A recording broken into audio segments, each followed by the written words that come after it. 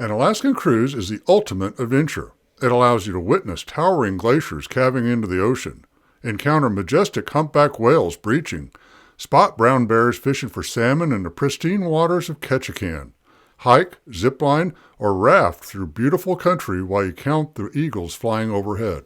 In this video, we'll explore the things to consider when selecting and planning your ultimate Alaskan cruise. We'll discuss amazing ports, glaciers, and don't miss activities. At the end of the video, we'll provide you some key insider tips.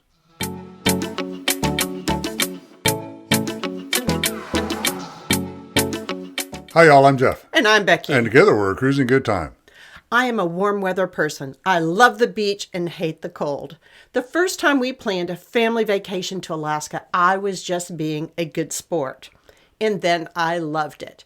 In fact, 3 generations of family loved it. Jeff and I, we keep going back to Alaska. We want to repeat some of the things that were amazing the first time and always do some new adventures. So there are so many different cruise itineraries for going to Alaska. All these different ports, different glaciers. So in this video, we want to tell you about these items and help you plan the best cruise to Alaska for you and your family. So first, let's start talking about the ports. My favorite port is Juneau. Juneau has an endless number of activities that you can book excursions through the ship, or there's a lot just to do on your own. So there's just a ton of things to do in Juneau. Juneau has the best whale watching of any cruise ship port in Alaska, along with Icy Strait Point. They're both wonderful for whale watching. I do encourage you to do some whale watching at one of those 2 ports. Juneau and Icy Strait Point are also the only 2 cruise ship ports that have a tram that goes to the top of a mountain that you can then do some hiking on the top of that mountain. And that's really cool because you get up there and you get a whole lot of different scenery there.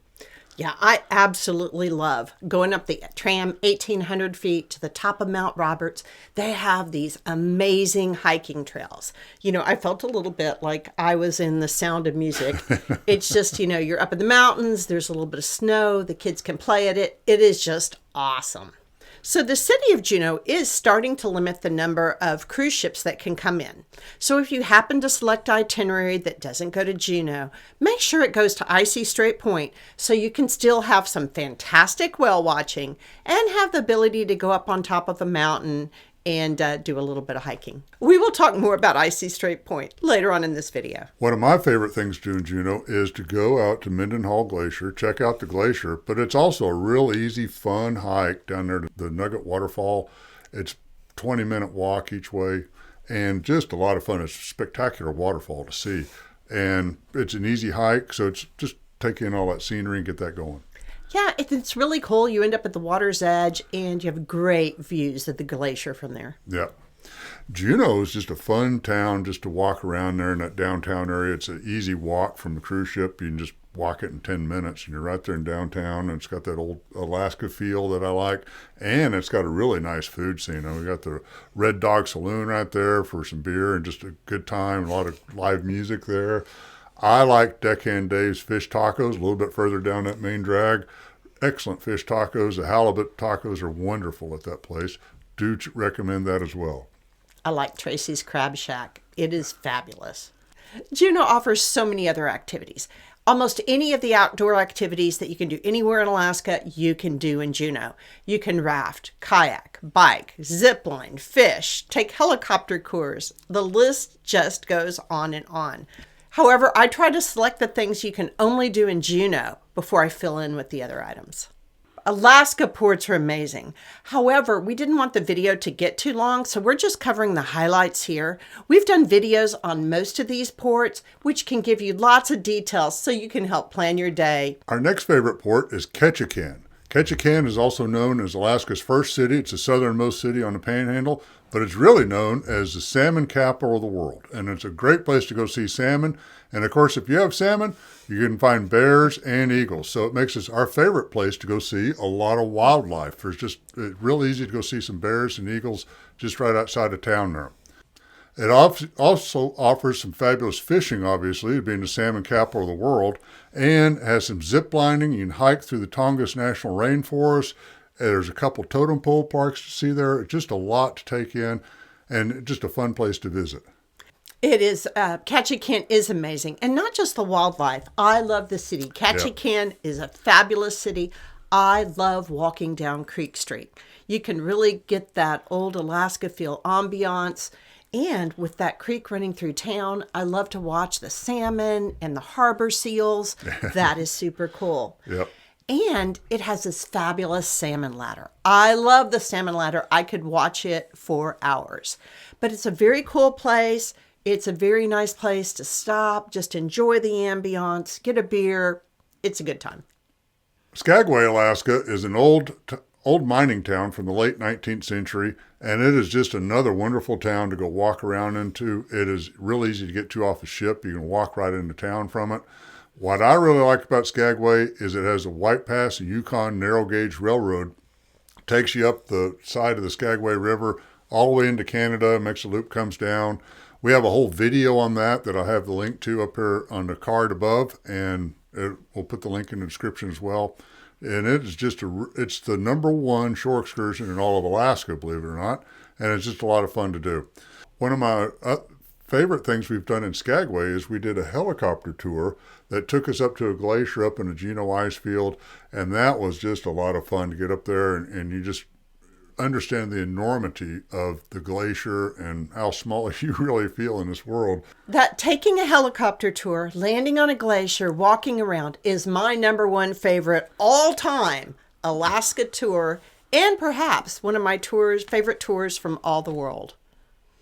It's amazing, the grandeur of things. My regret is we didn't take more photos.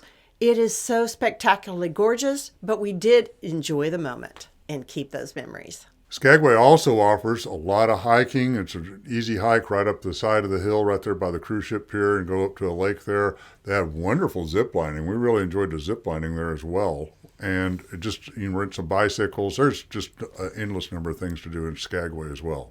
I absolutely love going to Sitka, Alaska. Sitka is an ancestral home to the Tlingit people. It was also the capital of Russian Alaska before Alaska was purchased by the United States. It is an absolute nature lover's paradise. It is so amazing. I love walking through the rainforest and going to the museum and seeing those totem poles there and the totem poles in town. It is absolutely fabulous. I love that they have rehabilitation centers that you can go visit for both bears and birds of prey. It's an excellent place to get up close and personal with bears and eagles and owls. Very, very cool experience.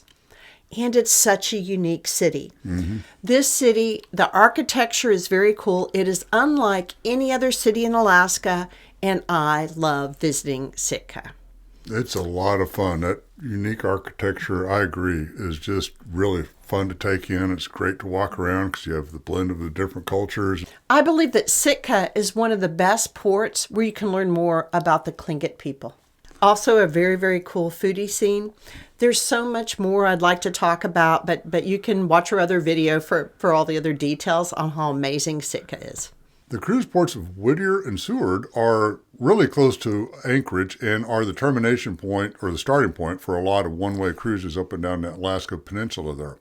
They have a lot of activities to do there as well. We rented a car one time when we were in Anchorage, drove back down to Ketchikan Arm, and went into the Portage Glacier, had a small vessel about 80 feet long, took us right up alongside by the glacier. A lot of fun there. The wind blew those icebergs towards the shore, and you could really see the icebergs up really nice and closely, see all the deep colors and everything in that. It was really an amazing thing. We hiked around the national forest right there by the Portage Glacier, and that was a lot of fun too. The kids had a great time just doing that hiking out there, and it was an easy hike. It was not a lot of elevation change or anything like that. A lot of cruise lines offer a land tour that'll go up in the central part of Alaska over by Denali and some of the other parks right there in the central part of Alaska. And Seward and Whittier are your termination points between the land tour and the cruise ship. So you may do the cruise before or after the land tour.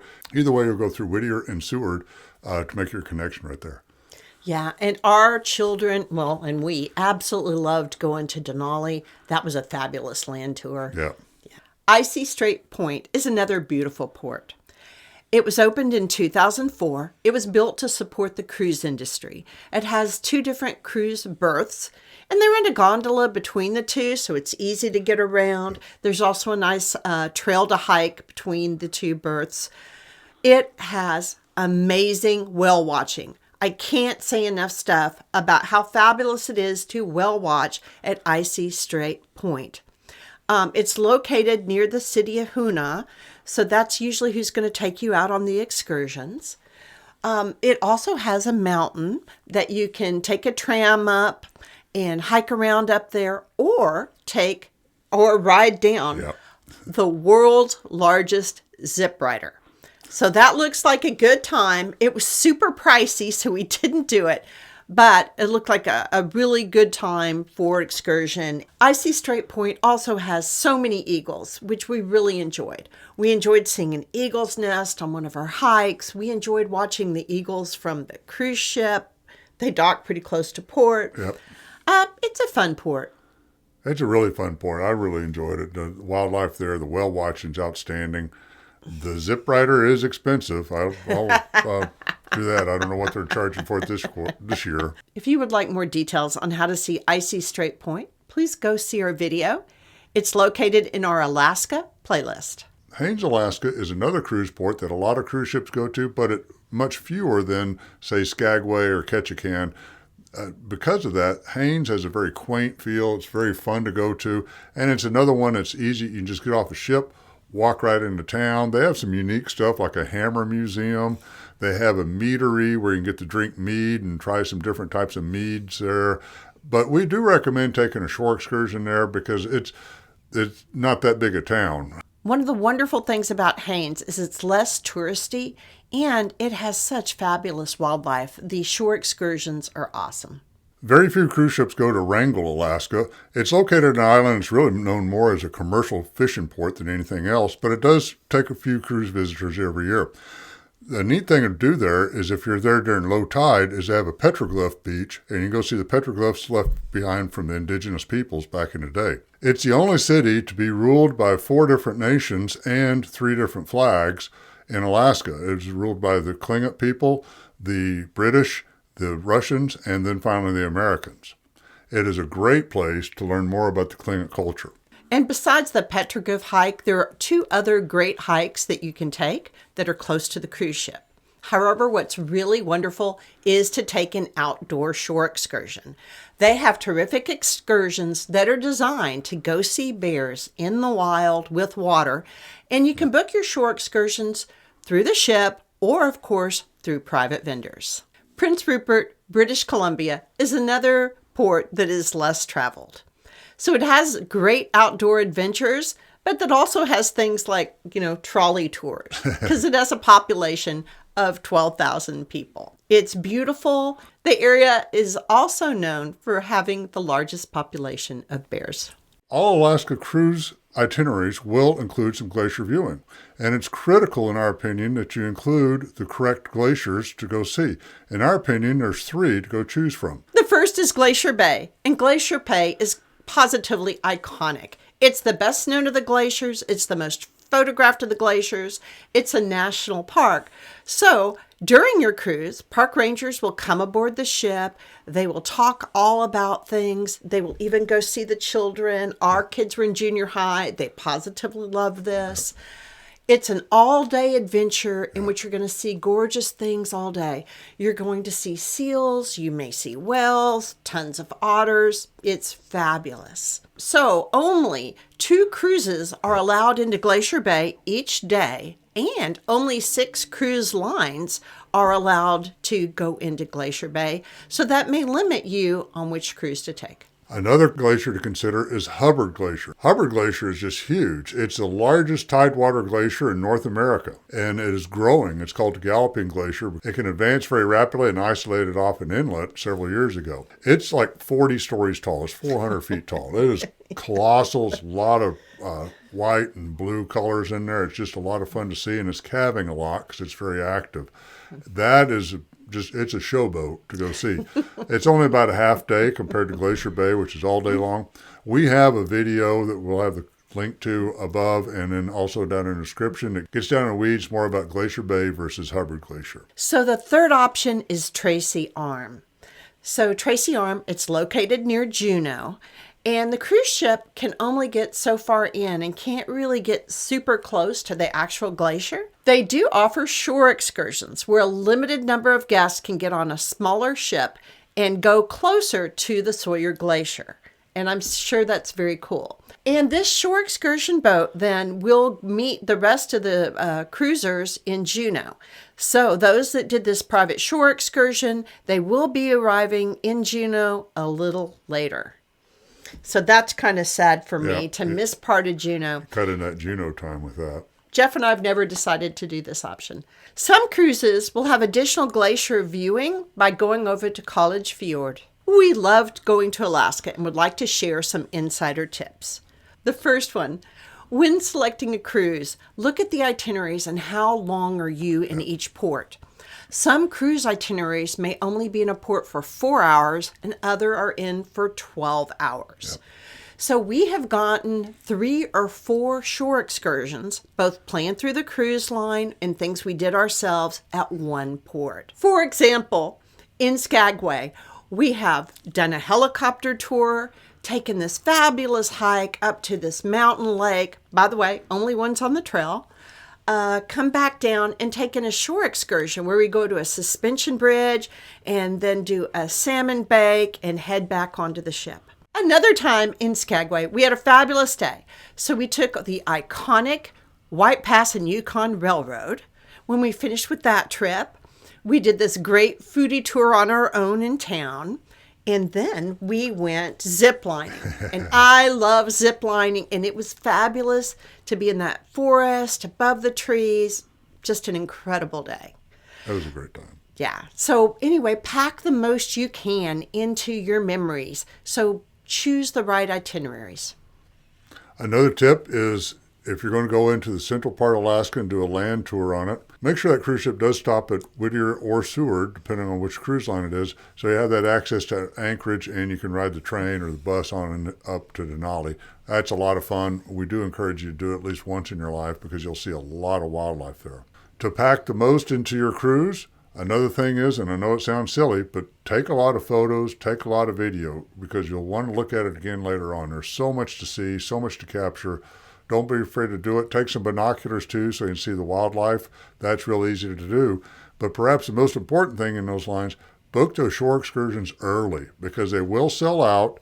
And whether it's with the cruise ship or private third-party shore excursion, either way, book them early so you're guaranteed that spot on that shore excursion that you want to do. So remember, if you are booking a private shore excursion, that be sure to check the times very carefully and maybe check what their guarantees are. Because if you're on a private excursion and you're late back to the ship for some reason, the ship will not wait for you. Nope. When going to Alaska, it is very, very important to select the right clothes. Yes. Be prepared to dress in layers. This is absolutely critical. And make sure that you have scarves, warm hats, gloves, warm socks. Make sure that the outside layer is something that protects against the rain and has a hood. This is absolutely essential in Alaska. And expect that some days you're going to wear all these layers the entire day. And other days you're going to start off with a few layers, and by the end of the day, you're just going to be in a short sleeve t-shirt and be very thankful that you're down to short sleeve because the day is really warmed up. So the layers are so critical when you're doing your packing. Also, of course, sunglasses are critical, and as Jeff mentioned, binoculars. And we recommend a small set of binoculars for every member of the family. Comfortable walking shoes are also essential, and you may even consider if you want to bring a separate set of hiking shoes. Alaska is a great place to splurge a little extra money and get that balcony cabin instead of saving some money and getting on the inside cabin because there's so much to see. There's scenery around you all the time. You get in an inside passage there. There's mountains on either side of you. Going into Juneau, we've seen whales from their balcony. Every time we've sailed into Juneau, you can see the whales right out there. It's really worthwhile, in our opinion, to get a balcony cabin for Alaska. And if for some reason you don't have the money to go with the balcony, be sure to book an inside cabin that's close to open air. Yep. Like book something right below where the pool deck is, however, not below the pool chairs, but something where you can run upstairs and see the scenery often. Yeah, it makes it real easy. Just hop right out there and see everything that way too. We've done a lot. We've done videos on most of the ports we've talked about and the glaciers as well. So check out our other videos on Alaska and be sure to leave us a comment below on what your favorite port is. Thank you so very much for watching. We hope you enjoyed the video. If you liked it, please give us a like and subscribe and turn on those notifications. Until next time, have a cruising good time.